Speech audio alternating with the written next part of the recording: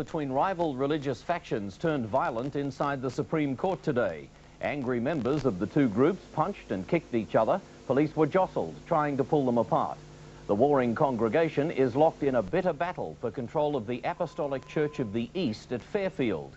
Today's flare-up came when they took their dispute to court. Unexpectedly, the two factions clashed violently in the Supreme Court.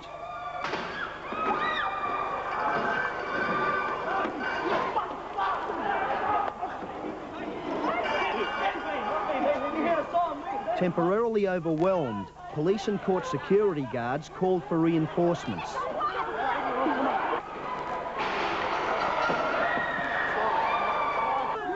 With the court foyer eventually cleared, tempers continued to flare outside.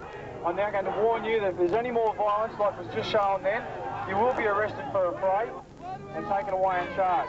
This is the climax of unrest that erupted last year when the church split. On one side, those who helped finance it. Our church, we build our church, okay? We build it with our money. The members build it. It don't belong to no bishop and no one. On the other side, a smaller group led by Bishop Melis Zia, sent from America and given financial control in April under a Supreme Court order. Last week, the bishop's supporters tried to take control of the church, but his opponents broke down the church doors and have occupied it since. Today, while the appeal hearing broke for lunch, the protest moved to Parliament House. Later, the court appeal was adjourned for a month, but regardless of the final result, both sides vow to continue their factional fight. If the judgment does not come in our favor, then it will be a bloodshed. And late this afternoon, more violent scenes as police tried to keep both factions apart.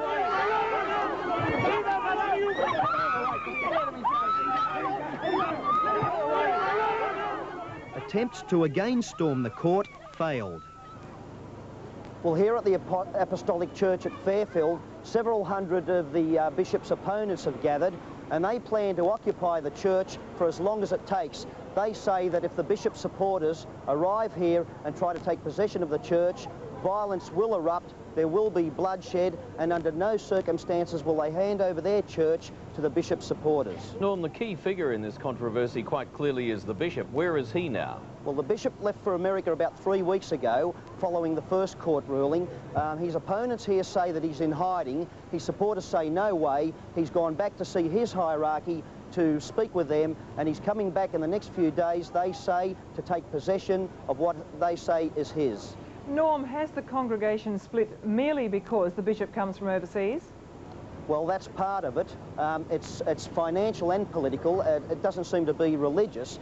He arrived here 4 years ago, tried to change the constitution, which meant that he would have complete control, financial and political control. These people say that over the last 20 years, they're the ones who have financed the church, they're the ones that have put the money into it, and they don't want a foreigner, as they see it, an American, coming here and taking financial control of their affairs. Okay, Norm, thanks for that. Thank you. Community. Today it turned violent, with police using batons to try to separate brawling factions of the Assyrian Catholic Church. The rival groups clashed as an argument over possession of their church at Fairfield went to the Supreme Court for attempted settlement. Felicity Moffat reports the religious row turned into a running battle. The division between parishioners reached flashpoint as members of a 3,000-strong breakaway group sought Supreme Court orders for possession of the Fairfield church.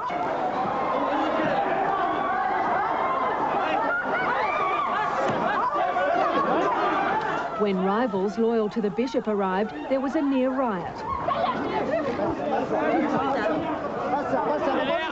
Police struggled to end what had become a war in the square outside the court and in the foyer.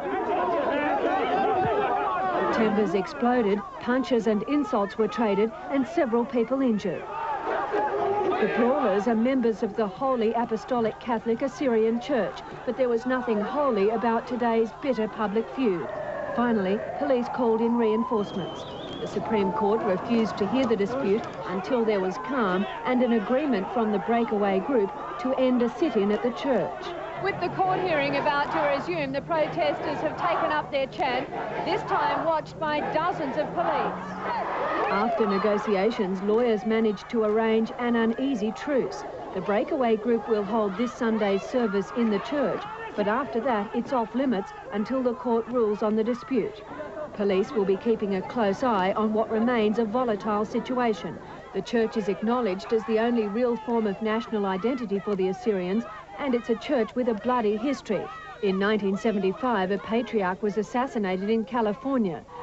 Late this afternoon, Bishop Marmilas Zaya left the court under heavy guard, but not without more violence. A protester attacked the car, was run down and swooped on by police. More arrests followed. The dispute goes back to court on Friday week. Felicity Moffat, 7 Nightly News. For the undignified squabble between the two factions of Assyrian Catholics. Today, the so-called breakaway group maintained its sit-in despite the court order allowing them to use the church only on Sundays and special occasions. Their claim for total control was backed up by violence yesterday when they tangled with their opposition in the Supreme Court.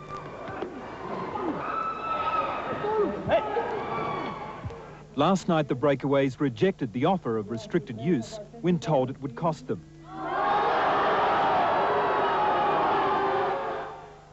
Their religion is drawn from an ancient Middle East culture. Nowadays, the hot-blooded commitment is more a product of Syrian, Iranian, Iraqi and Lebanese ancestry. Today, the determination hadn't weakened, unlike some voices. I lost it yesterday. The dispute between the two factions has little to do with ideology and more with who owns the bricks and mortar. The religious schism was created when a newly appointed bishop presently overseas sought to take over the property. In his words, take it from the hands of a small group. Even though the bishop and his mainstream supporters have law on their side, so far they've resisted calling in the police to remove the breakaway group. The task now for both parties is to work out a compromise. Although the bishop's lawyers moved in today and seized documents, the hope is that the next court hearing in August won't be necessary. Mark Burrows, National 9 News. Parishioners caused a near riot outside the Supreme Court, with police having to be called in. It was an ugly episode, and one that some churchgoers now say they're ashamed of. Despite a court order, parishioners occupied the Fairfield church last night, chanting their protests. The war between rival church factions had earlier erupted in a wild brawl at the Supreme Court.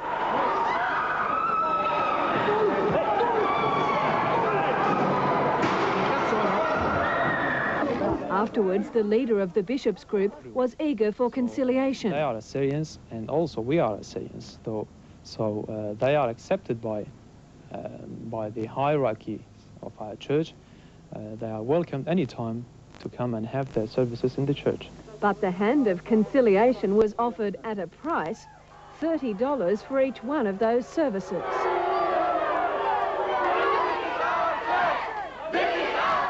Today, some of those who took part in the violence were contrite. I'm very sorry, and so is all the people here. They are sorry of what has happened. But the sit-in continued, along with the tireless chanting. The parishioners have lost none of their resolve to keep church property away from the American-appointed bishop. It's worth $5 million. America didn't give us a cent. The churchgoers have, however, agreed to keep the peace, promising no repetition of yesterday's brawling. So, with a temporary truce on the church grounds, the Ethnic Affairs Commission has stepped in to try to mediate a permanent peace. It has to be pursued through a rational discussion, and I think the communities will do that. Felicity Moffat, 7 Nightly News. Next hand.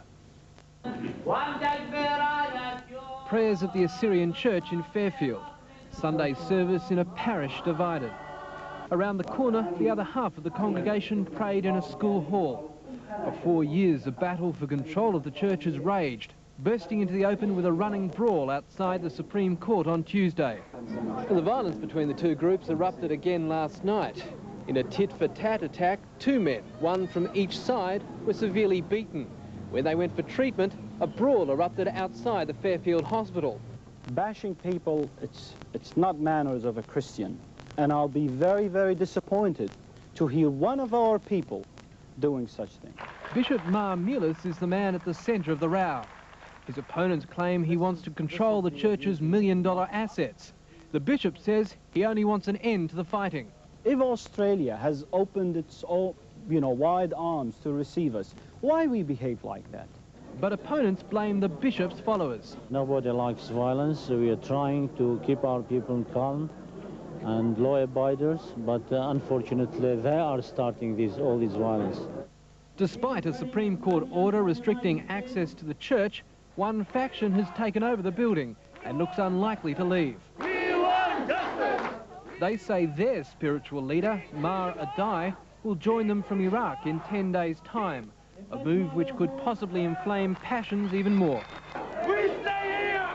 Guy Bevilacqua, 10 News. These were last night's casualties in the tit-for-tat holy war, which has driven a wedge between parishioners at the Assyrian Catholic Church at Fairfield. It happened after a demonstration outside a priest's house. 2 men were arrested. But this morning, on the day of rest, a different story, as the rival factions in the rumpus over who owns the church found salvation in prayer. Back from Chicago and straight home to trouble, the Assyrian bishop Mar Melis Zaya is the man the courts say has control of the church. But today he gave mass in a school hall, urging calm and restraint. We have to prove that we are civilized people. And we're living in a civilized society. Bashing people, it's not manners of a Christian. And the bishop's rivals, who contest his authority, also pledged today to find a way to resolve the friction without further violence. Trying to avoid every possible means of violence. We're trying to settle things peacefully. But sometimes you can't succeed, with your efforts. Tonight, the bishop has put his faith in the courts to settle the row, and he's indicated he won't call on the police to reclaim the church. Russell Bishop, National 9 News. Well, last week, rival factions of the Assyrian Catholic Church brought their 2,000-year-old fight into the foyer of the Supreme Court of New South Wales. It was an ugly confrontation that had its sequel on the weekend. Eric Campbell reports. No, we are not violent people. We are very peaceful people. We are not killers. We are not revenge people. The only thing we ask for our rights. We want justice! We're people here that have been living here for 20 years and over 20 years, peacefully. For the past week, Sydney has watched a violent battle between an ancient people played out on the streets. Do you think people here have been behaving in a very Christian way the past few days?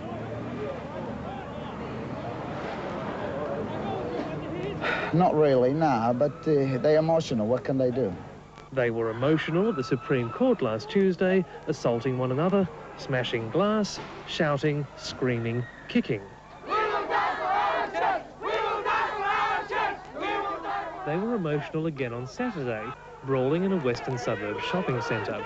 They attacked us. Some of them was carrying knives, screwdrivers. And they say they will stay emotional until their battle is won. After all these years of hard work, if we end up in the street, what do you expect us to do? Just shut up and sit and go do something else? It's not that easy. At its simplest level, the battle is over this small Catholic church in the suburb of Fairfield.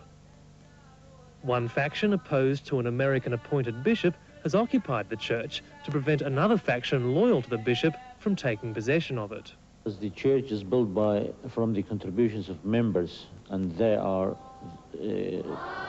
paying their subscription fees regularly to this church to keep it and maintain it and look after it for the past 20 years now. Why the bishop's taking it from its members? These are the rebels opposed to the bishop. They claim he's intent on seizing their property and destroying their control. Mate, he can go back where he came from. He's not a man, he's a dirtbag. Well, I can't help it. I'm American. What do you want me to do? We couldn't. And this is the bishop, Mar Saya, a 32-year-old Californian who's adored by his followers. It's like a Jesus for us. The split in the Assyrian community began 4 years ago when Bishop Zaya was appointed by the church leadership in America. The bishop's reforms antagonised the church trustees, who stopped him holding services in the church and eventually switched allegiance to a rival patriarch. But the bishop insists the opposition comes only from those who had tried to selfishly control the church for their own purposes. It's our church since 1970. It was built, purchased by the donation of the whole parishioners, but unfortunately was registered under the Companies Act. And a few people, they control that company through proxy system, abusing the system. They fired certain priests, they fired the bishop, they sacked the archdeacon who served there for 20 years. So it's really becoming like a club. It was the bishop's action in overthrowing the company in court that eventually led to last week's violence. The rebels staged an angry demonstration which descended into brawling. But they insist they're not to blame. We haven't broken the law. You committed assault, you smashed the window of the courtroom. What right have you got to do that? Well, we didn't go for fight. It was the other side when they started their assaults and that, and that's when we stuck into So them. they attacked you? Yes. They say that you attacked them? Well, what business they had to go to court that day? The bishop might be the focus of this battle, but the hatred in this small community runs much deeper. In fact, it's a community in name only. Assyria has not existed as an empire for 2,500 years. And while the church might once have been a symbol of unity for these Syrians and Iraqis, it's now a symbol of their differences. They are very law-abiding citizens, and I doubt that they will do anything against the law. But they have already last week outside the court. They did, but I'm speaking on our behalf. If this case go on another time with the court and we got a decision against us again, that time, God knows what's going to happen in this country. God knows. A 2,000-year-old dispute with not too many answers forthcoming here in Australia. Eric Campbell reporting. Yeah? But they say he can go to blazes. This man here, he's a devil in himself. He's the what, sorry? A devil in himself. He's a devil, is he? Yes, he is. To me, he's a devil. He's not a bishop. Does this man deserve to be killed? God will kill him if he's man of God. Over an obscure dispute splitting the Assyrian church. Religious violence is now apparently a byproduct of our immigration and refugee program. On one side of the Assyrian dispute is Bishop Joseph Zaya, who has lost effective control of his church building in Sydney's western suburb of Fairfield. This is terrorism. Yes, it is. And I'm very surprised to see such thing happen in a democratic country, a country which opened its arm wide open to those people, to receive them, to be law-abiding citizens. Against the bishop, a couple of thousand parishioners who reckon they built the church and that the bishop should go to blazes. Well, good evening to you, ladies and gentlemen. My name is Richard Carlton, and welcome to the Channel 9 studios here tonight. Some of you were in the crowd when the punches were thrown and when the Middle East cauldron spilled over into the streets of Sydney. Let's have a look at what you did.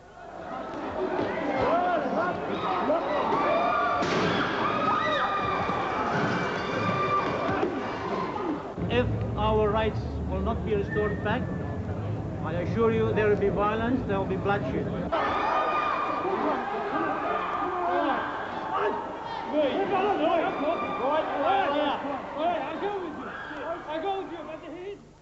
That, sir, is you. Are you proud of your behavior? They all after me. They said we're gonna kill you. Yes. And I got a proof. I got a proof that they said they're gonna kill me. They're after me. That's my husband. You was understand. talking to. He didn't start fighting. If he was for fighting there, he didn't take a pregnant wife with him with 3 kids. Mr. Carlo, you were there too, weren't you? I was. And you were the one that said if our rights aren't restored back, there'll be violence and bloodshed. Yeah. May I suggest to you that's not acceptable in Australia? No, I know it's not. Well, why are you behaving like that? What do you expect me to say, or when I have been stripped of my rights? Do you recognise that that's not acceptable on the streets of Australia? Well, nobody likes it, really, as a matter of fact. Do you want to apologise for your behaviour? I haven't done anything myself. Well, there you are. You said the violence and bloodshed if your rights aren't restored. The court has not agreed with you. Yeah, I know the court is not agreed, but the court is not recognizing our rights too. I see. You're above the court? No, I'm not. Will you obey the court? I am asking the law to restore back our rights. Good, good. Now, Bishop Zaya, could I play to you what he thinks of you and your group? They made a promise to this country, to this government. They will be law-abiding citizens. They will do everything possible in their power to serve the country. If this is their promise, well, I'll leave the rest to the government. Well, Mr. Nano, what have you got to say about that? This man here, he's a devil in himself. He's the what, sorry? A devil in himself. He's a devil, is he? Yes, he is. To me, he's a devil. He's not a bishop. He's not a man of the God. Right? The man of the God, he should create a peace. Does this man deserve to be killed? This man, well, I'm not going to say that he deserves to be killed. God will kill him if he's man of God. But you have said it before, haven't you? Did I say that? Yes. I don't remember. I don't recall whether I said that. I'll give you the words exactly. Would you like them exactly? Yes, yes, go ahead. So you would go into the bishop's place and kill him. Kill for the church, you said. Did I say that? Yes, indeed. Did I say that? Yes, sir. No, I never said that. I don't recall that I said that at all. Now, you tell me, up 1985, when this man came to this country, did we have any fight? Did we have any violence? No. It's his fault. Yes. Are you going to obey the court's ruling here? The court of Australia doesn't know our problem. The court of Australia cannot solve our problem. It's a religious matter. It's a family matter. Are you going to obey the court? For how long? What? Strip me from my right and threw me in the street? Where is the 20 years hard working? Where is it? I don't know. No, you tell me. I want to know. Are you going to obey no, the court? This is what we're here. I want to know where is my right for 20 years I've been building. I want to know. Answer the question yes or no. Are you or are you not going to obey the courts here? I will agree with the law. If the law doesn't give my right, I don't agree a bit. So there's no justice. You'll agree with the law when it goes your way? Yeah. No. I want justice. I'm seeking, we are all here, we're seeking justice. How many of you agree with this man? Are you familiar with Matthew chapter 5, verse 9? No, not at all. You're not? No. Let me read it to you. Go ahead. May I? Yeah, sure. Thank you. Blessed are the peacemakers, for they shall be called the children of God. Sure, I heard that. Are you a child of God? I'm a child of God, but that man who showed me in the TV, yes, and are you that man, he's a messenger of God. But God's on your side, is he? Of course he's on my side. Does everyone here believe tonight that God's on their side? Yes. And the bishop is totally wrong, is that it? Is God on his side? No. But God's opposed to him, is he? The devil's on his side. Yes. It's as simple as that. He's supposed to come here to teach us to love each other, not to hate one another.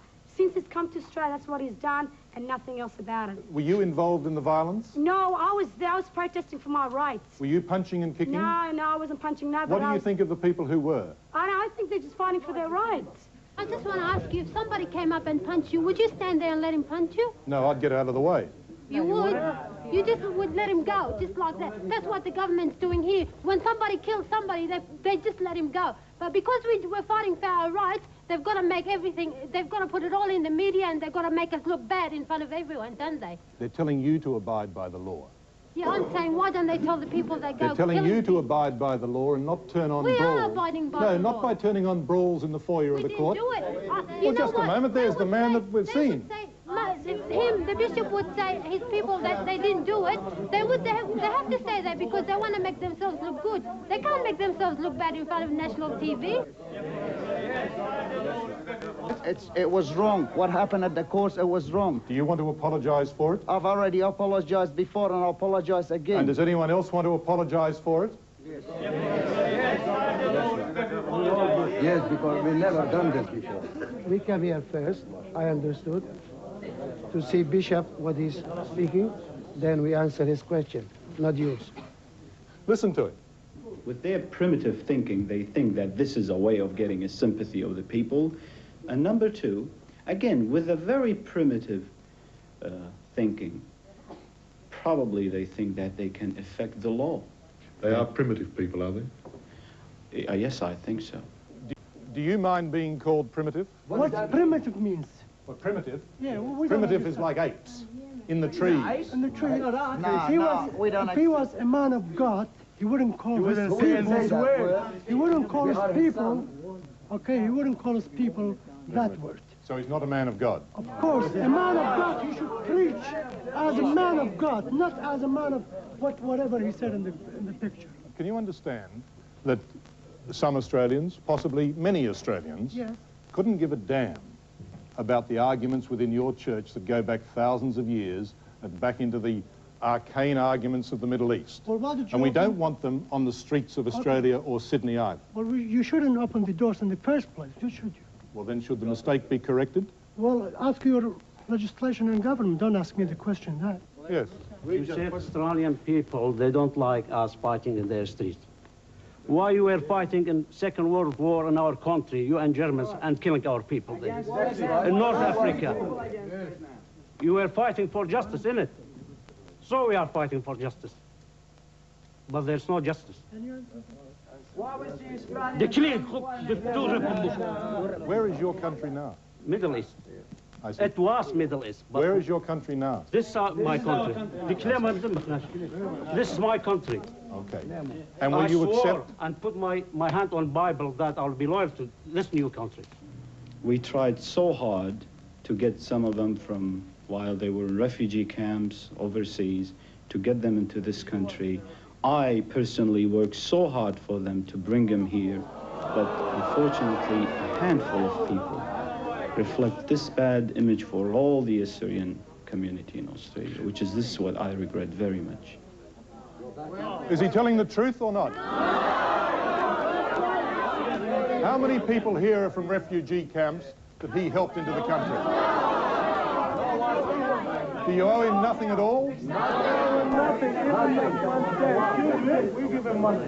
Ladies and gentlemen, you might be a bit surprised as to why the bishop himself is not here to put his arguments to you directly, but I did ask him to come, and here's what he had to say. Why won't you face them and have an argument with them face to face? I did in the Supreme Court. Yeah, but you won't tonight. They say you're a coward.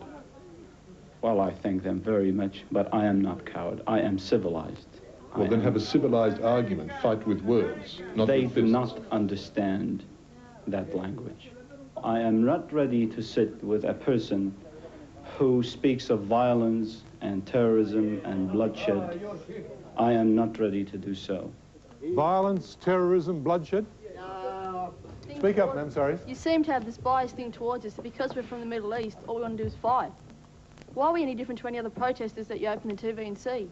Because it is only the split in the Assyrian church that is causing riots in the foyer of the New South Wales Supreme Court. That was just that one day. Well, then we have last Saturday as well. There are 10 arrests, I understand, so far. You're the one who started it. Well, Don't laugh, all right? We're not coming here to laugh on us, all right? That's not fair.